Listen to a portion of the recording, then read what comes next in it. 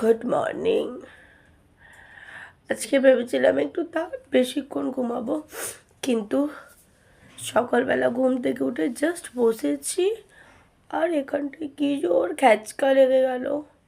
এরকম সোজা ঠিক আছে, এদিকে হেলতে পারছি কিন্তু এদিকে হেলতে পারছি না, কি জোর লেগে গেছে। অনেকক্ষণ ধরে ছতিদা ঘাটটা টিপে দিল, কিন্তু তাতেও কিছুতে কিছু হয়নি। আমার মনে হয় জ্বর সর্দি কাশি আর ভালো হবে না। লোকে বলছে আমি নাকি ওষুধ খাচ্ছিলাম, তো ওষুধ খাচ্ছি, কিন্তু তার সাথেও কালকে আমি মেলায় গিয়েছিলাম, মেলায় গিয়েও এসেছি, পাওভাজি খেয়েছি, কিন্তু চোখ দিয়ে জল কাটছে।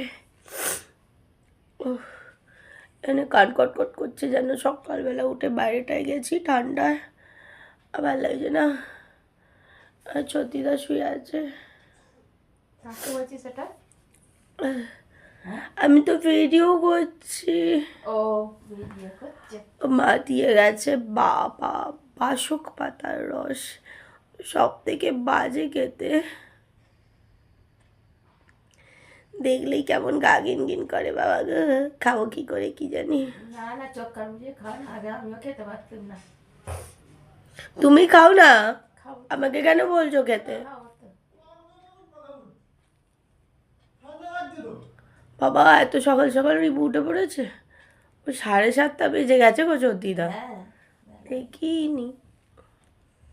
কালকে আমার বোন আসবে, কালকে নয় পরশু দিন, তারপরের দিন। আজকে একটা জিনিস আছে, কাজ আমি ওখানে যেতে পারতাম তাহলে দেখাতাম। আজকে আমার বোনের মাথায় একখানা খাড়া, সবটা বলা যাবে না, ঘটনাটা ঘটুক তারপরে বলবো। আমার বনু শরীরটা ভাল লাগছে না আমার যেন। আমি বরঞ্চ বাসক পাতার রসটা খেয়ে নিই। মা কালী, কালকে একটা জিনিস দেখাবো, হয়তো আজকাল পরশুর মধ্যে হয়ে উঠবে না।